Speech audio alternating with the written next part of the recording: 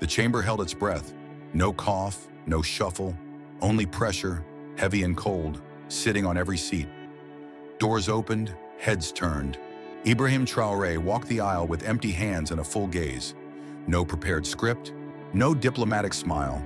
A single purpose carried in his chest, a voice larger than one flag. He refused to bend, he refused to flatter. He skipped greetings. He spoke in sentences that landed like metal. Each one peeled back habits, protocols, and fear. Delegates adjusted in their chairs. Translators stumbled for a beat.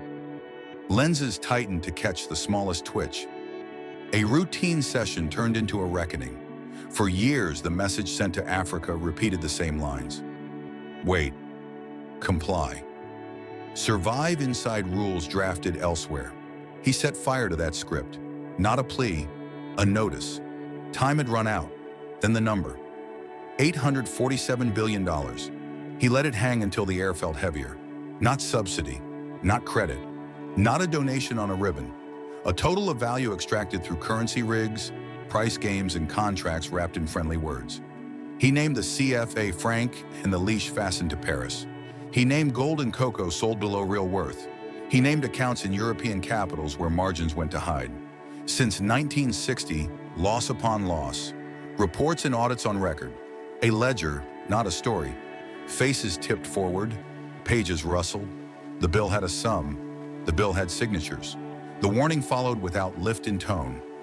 Africa would not stay inside an architecture built to drain. Either justice moves or Africa moves away. What happens when a whole continent says no to rules drafted without consent? What happens when consent withdraws? Rows of African delegates stood, 32 as one. The sound rolled across marble like surf. 12 minutes without a break. Seats across Latin America and Asia rose in answer. In Western rows, stillness. Tight lips, hands linked on knees.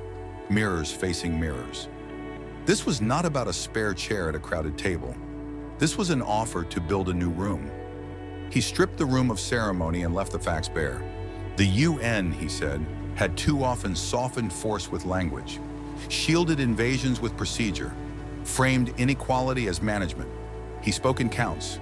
Gold stripped to the tune of $285 billion. Uranium hauled to light foreign grids. Cotton and manganese shipped cheap while budgets starved. Each figure hit like a gavel. Record made, names ready. Then the demand. A tribunal to seek $847 billion in reparations from France. Not a plea for sympathy, a claim for restitution. Posture changed. No more victimhood.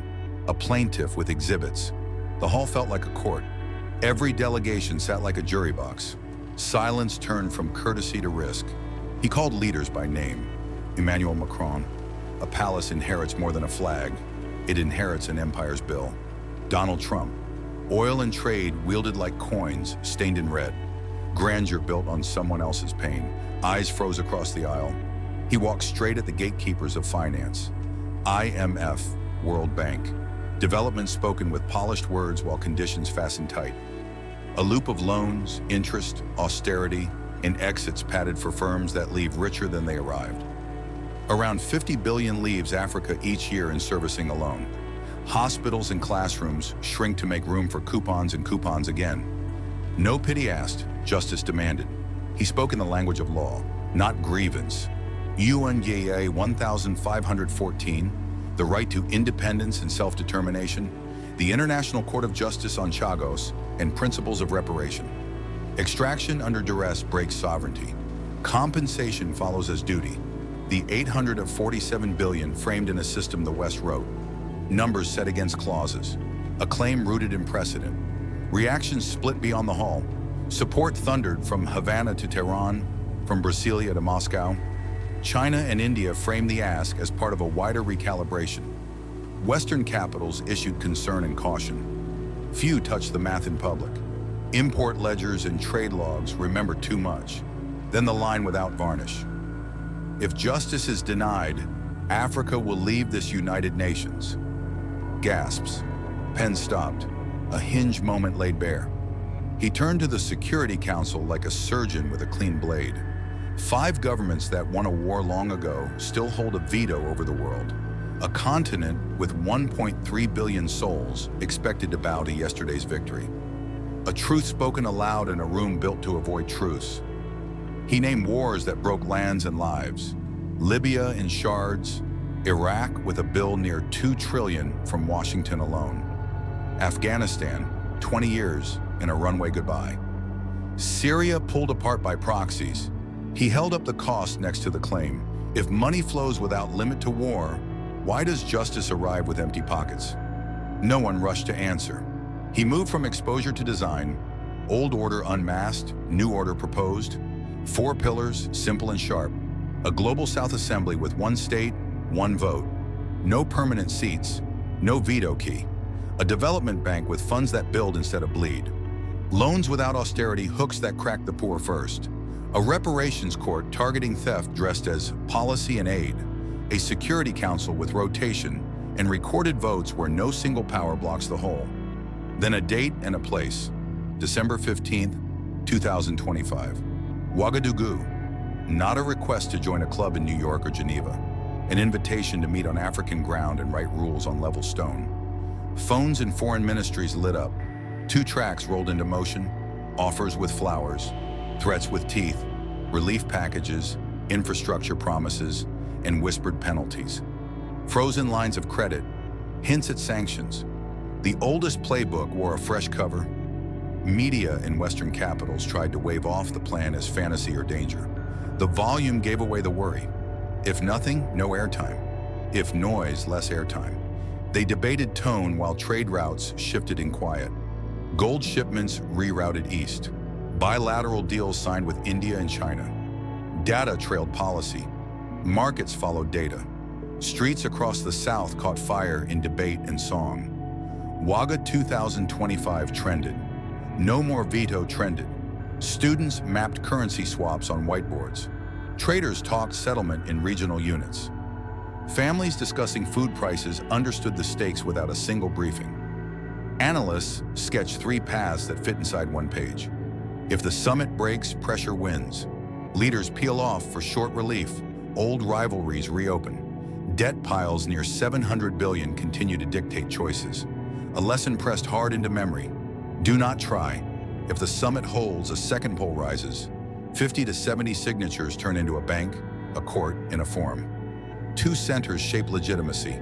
Flows of hundreds of billions move. Ratings and risk models change their math. The map gains a second compass. If the summit holds and retaliation hits, pain arrives fast. Reserves abroad freeze.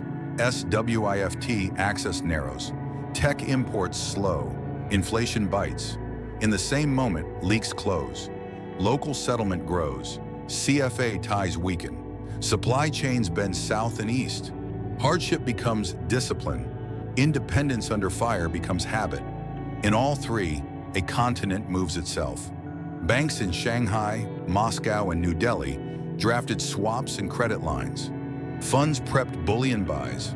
Traders on Wall Street watch cobalt, lithium, and uranium like hawks. Green transitions run on African minerals. No way around that physics.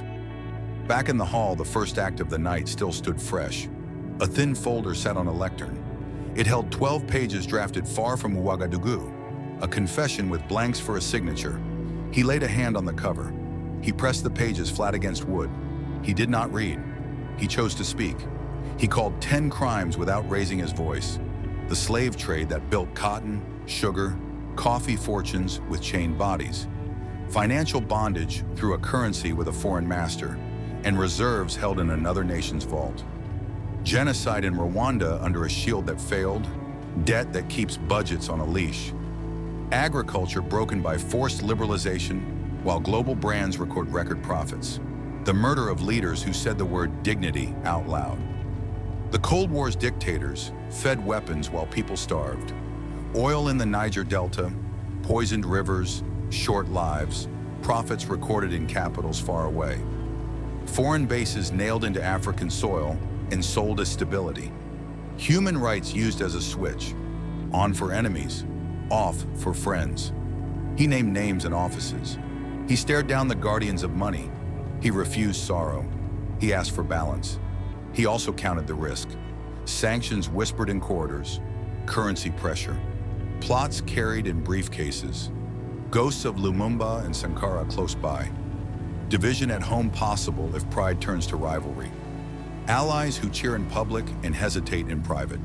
He named the reward, a continent no longer waiting for permission, a generation raised on phones and facts, ready to weigh law against narratives. Diaspora crowds lifting signs in Paris and London, choirs in churches across American cities, reading lines from a speech like scripture. University walls lit with projections of paragraphs no clerk could delete. He closed without flourish.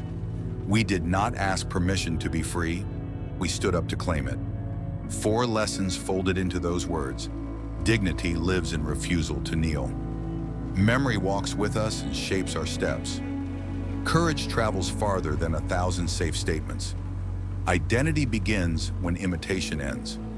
Some will call the speech rumor. Some will swear truth. Archivists may try to hide it under procedure. That changes nothing. History lives in records and also in breath, in whispers, in marches, in classrooms. The question does not ask whether these words were spoken. The question asks what listeners will do now. Do not wait for another room to bless your choice. Choose. Carry one word forward: justice, freedom, black gold. Speak it in markets and meetings, at desks and doorways. Freedom is not handed across a table. Freedom is taken by people who decide to stand.